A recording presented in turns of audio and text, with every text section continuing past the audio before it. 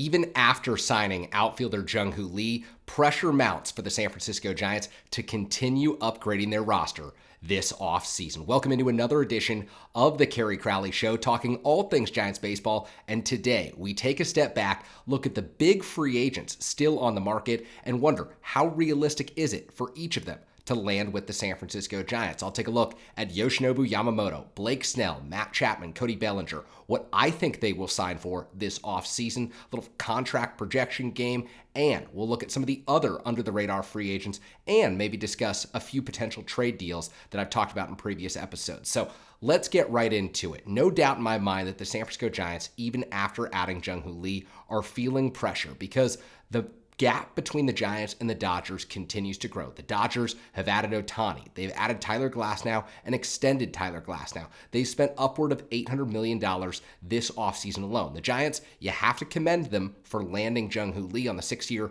$113 million deal. And of course, they're paying a premium on that because they're paying a posting fee to the Kiwoom Heroes in the KBO. But the work is not done. In fact, far from it for Farhan Zaidi and this Giants front office. So, with Ohtani off the board, who is the top free agent right now in Major League Baseball? By all accounts, it's Japanese right-hander Yoshinobu Yamamoto, coming over to the United States at the age of 25 with a plus fastball, an elite splitter, and a great curveball. 4-pitch guy, but those are the 3 premium pitches that he will bring to a Major League rotation. And according to pretty much every national reporter, the Giants have been in on him from the start. However, according to just about every national reporter, it seems as if the Dodgers, the Yankees, and the Mets might be the favorites. Can't rule out the Red Sox yet, but there just has not been a lot of noise surrounding the San Francisco Giants and Yoshinobu Yamamoto. We do know that they did meet with Yamamoto. Per reports, we should know that their interest is significant, because if this is a team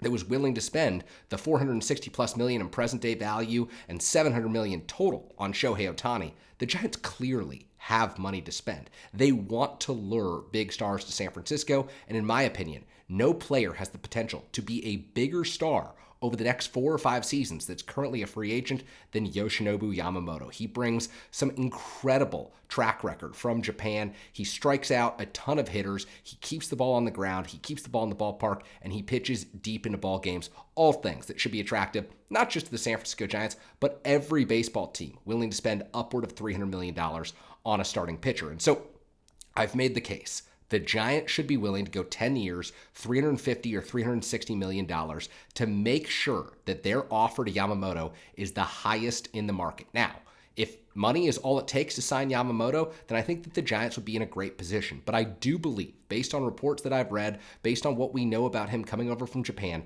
that he's had long time interest in signing with the New York Yankees. He grew up a Yankees fan from what I've read. He had multiple meetings with the Mets and owner Steve Cohen, who flew to Japan to meet him, who also hosted Yamamoto at his house in Connecticut, according to Will Salmon of The Athletic. You just haven't heard the same type of links between Yamamoto and the San Francisco Giants. And so if the Giants aren't going to be the team that signs Yamamoto, it's not as if the money dries up and the money that they should be spending this offseason disappears. My final belief is that even if the Giants are willing to push for 10 years, $350 million, that Yamamoto will ultimately go to the Yankees or the Mets, which is still a better case scenario for the Giants than it would be if Yamamoto signed, of course, with the Los Angeles Dodgers. That, to me, is the nightmare scenario. And of course, Fabian Ardaya of The Athletic reporting that the Dodgers had Shohei Ohtani, Mookie Betts, and Freddie Freeman in on the pitch meeting to Yamamoto. Will Smith, the catcher, also there. The Dodgers went all out. But with where the Dodgers stand with the luxury tax threshold, I simply don't know if they can afford the $300+ million that it might take to get Yamamoto to sign in LA. And he may have visions of playing on the East Coast, which would explain why the Giants may not have the same type of links that the Yankees, that the Red Sox, that the Mets do right now. And so, final prediction for Yoshinobu Yamamoto: 10 years, $325 million. I would say Yankees or Mets. I think the Mets are more likely to make that type of an offer. I think that Steve Cohen has made it clear from the start of free agency that Yamamoto is his guy that he wants to pursue this offseason. And ever since Cohen came into Major League Baseball, there's been no doubting that he wants to spend. He will be aggressive in spending. And yes, the Mets unloaded Justin Verlander and Max Scherzer at the trade deadline, But they made those initial commitments to those pitchers anyway. I think Yamamoto ultimately ends up with the Mets. Wouldn't be shocked if he's a Yankee. And again, still wouldn't be shocked if he was a Los Angeles Dodger. But to me, that's the nightmare scenario for the San Francisco Giants. But if the Giants are going to spend this offseason, and all indications suggest they are comfortable doing so, they're in on Yamamoto. They were willing to match the Dodgers' offer for Shohei Ohtani. Still feel they should have gone above that offer. Then what do they do with their money? To me, the pivot becomes very clear. Two-time Cy Young Award winner Blake Snell, 31 years old. He's still on the market right now after pitching in San Diego under Bob Melvin last season, where he won a Cy Young with the Padres. 2.25 ERA. He was great last season. And no, he does not pitch deep into games like Logan Webb does. He's not going to give you 200 innings on a perennial basis. But what Blake Snell does is he limits hard contact. He gets strikeouts. He racks up ground balls, and he keeps the ball in the ballpark for the most part. And so I really do think that if the Giants are intent on spending their money this offseason, Blake Snell becomes the odds-on favorite to get $200+ million from a team such as the San Francisco Giants. And now, I do think that if the Yankees or the Mets miss out on Yamamoto, the Yankees might pivot. The Mets, according to reports, Will Sammon of The Athletic's been on this, if they don't get Yamamoto, they may not spend it all. And so that could limit the market for Snell, who, in my opinion, will seek upward of $180 million after Aaron Nola landed the 7-year, $172.5 million deal to return to the Philadelphia Phillies, which, according to reports at the time, was not even the highest deal on the table for Aaron Nola. So I think that Blake Snell becomes the clear pivot. Even though I've mentioned this in previous episodes of the show, he does not have some of the qualities that the Giants really like in their starting pitchers, which is you have to limit walks, you have to command the strike zone, and you have to keep the pitch count down. That's not something that Blake Snell has historically done very well. But to get the best players in baseball, you might have to say, to heck with our book, to heck with our philosophy. You might just have to be aggressive and go out and say, we're going to make the highest offer to you. It's up to you if you want to come play in San Francisco and pair with Logan Webb atop the Giants rotation. I'll tell you what, even if Yamamoto signs in New York with the Yankees and he and Garrett Cole form a 1-2 punch, I might still take the 1-2 punch of Logan Webb and Blake Snell moving forward, as those two guys really, really solid, could play off of each other. You've got the righty, the lefty. They have different arsenals. I think that Blake Snell would ultimately be a really good signing for a Giants team that, I've made this point many times, needs to build through its rotation. So Blake Snell, 31 years old, my prediction, 7 years, $210 million to the San Francisco Giants. After they miss out on Yamamoto, the pivot is quick. Within 48 hours, they've got Blake Snell under contract. That is the prediction from the Kerry Crowley Show. Up next, perhaps the most difficult free agent to predict this offseason, and that's Cody Bellinger, coming off a great year with the Chicago Cubs, former NL MVP with the Dodgers, but also a player who was non-tendered just a year ago by the Los Angeles Dodgers, a player who has hit under 200 in his career, and when we've seen Cody Bellinger at his worst, it has been bad. It's been worthy of a player who should be benched. It's been worthy of a player who you would never consider giving a $200+ million contract to. And yet he enters this offseason coming off of a great platform year with the Chicago Cubs. And so his market is really interesting to me because he can play center field. He's just 28 years old. He's someone who projects as a great athlete moving forward, who can move around the diamond, all three outfield positions. And of course, he has experience at first base as well. And so if you're talking about potentially looking at an 8 to 10 year deal for him, he might be able to move into that DH slot for you. But there's also the possibility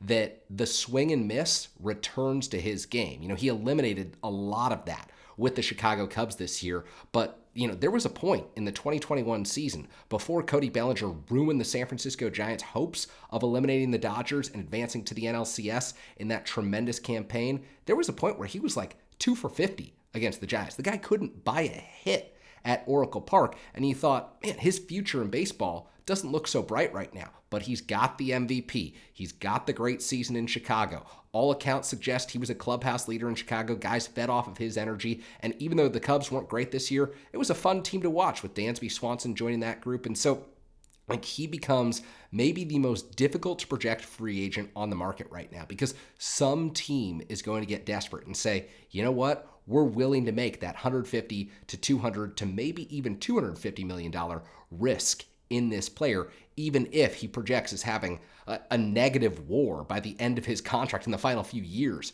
of the long-term contract that you give him. Because, when those skills go, when those bat-to-ball skills evaporate, it could get ugly really quick. And so if you're the San Francisco Giants, a team that historically under Farhan Zaidi has sought to mitigate risk, even in this offseason, when you're willing to take on that appetite for risk, when you're willing to say, you know what, Blake Snell may not look like our other starting pitchers in terms of his command and control profile, but we believe that his talent is superior. We believe he's a cut above. We could sign him. Are you willing to make an even bigger bet on Cody Bellinger? I don't know. I think that is maybe the most fascinating case this offseason, because the other free agent position player who's a premium player at the top of the market right now is Matt Chapman. And Matt Chapman, of course, has had hot and cold streaks. He's familiar with Bob Melvin, of course, working together in Oakland when Melvin was the manager of the A's and Chapman was the platinum glove third baseman before he was traded to the Toronto Blue Jays. I think that Matt Chapman, for so many reasons,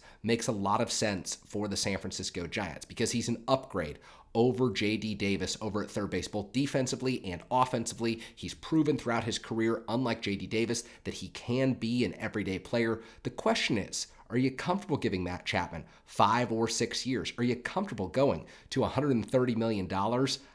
I don't know. I think that in that scenario, if you think about the Giants roster and you think about Casey Schmidt being able to potentially play third base down the line, if you think about J.D. Davis being able to handle a few games for you there next season and be a right-handed bat off the bench if Casey Schmidt really emerges, maybe you're willing to do that deal with Bellinger as opposed to Chapman, because Bellinger might actually fit the Giants roster a little better. It would afford them, if they signed him, to execute a few trades. You could look at moving a Lamont Wade Jr., who might have more value than a Michael Conforto or a Mitch Haniger. Another team might say, you know what, Lamont Wade Jr. has a place on our roster right now.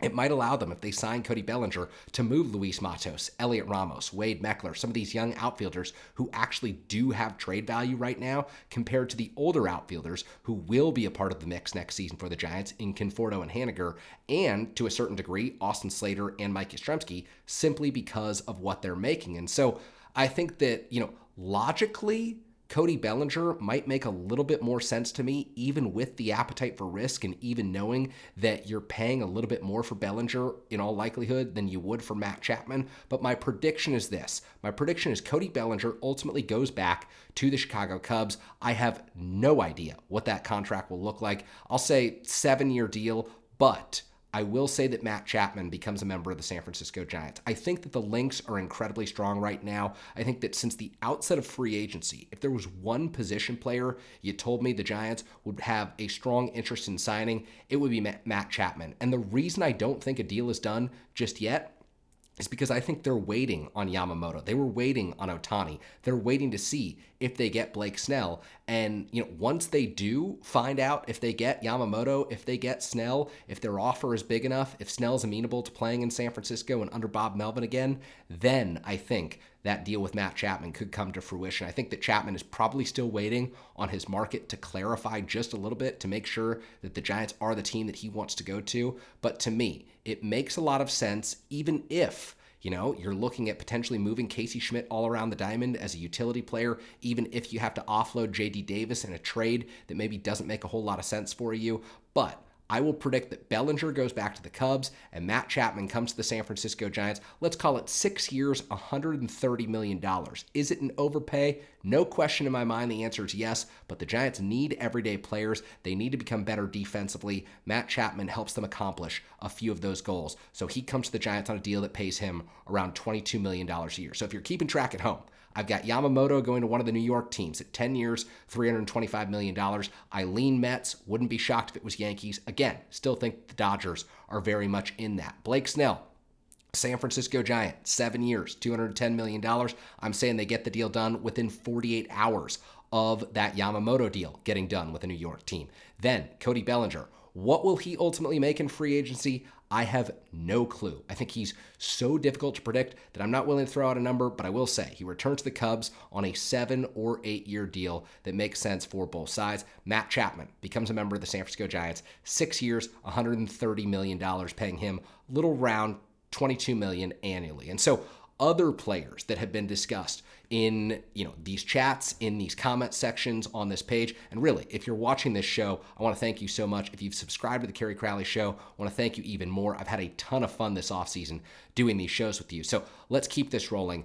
Other players who I think make sense for the San Francisco Giants, Mitch Garver. He hit 19 home runs with the Texas Rangers last year as a catcher. He's hit 31 home runs in the best season of his major league career. I believe that was maybe 3 or 4 years ago with the Minnesota Twins. Mitch Garver makes a lot of sense for the San Francisco Giants because he is a right-handed bat who can platoon with Patrick Bailey behind the plate. You want Bailey 100 to 110 games behind the plate and maybe 120 to 125 if he's entering as a late game substitution. But anytime you're going to face a left-handed pitcher, I think you want Mitch Garver at the plate. If you're the San Francisco Giants, I'm predicting something like a 2-year, $30 million deal and a trade of Joey Bart. I think that this is the offseason. The Giants find a new home for Joey Bart and Elliot Ramos. I think that those are two of the players in the organization most likely to be on the move this offseason. Yes, I do think that the Giants will need to execute trades come January once all the free agent movement is on the books. And so Mitch Garver, Patrick Bailey, that is your platoon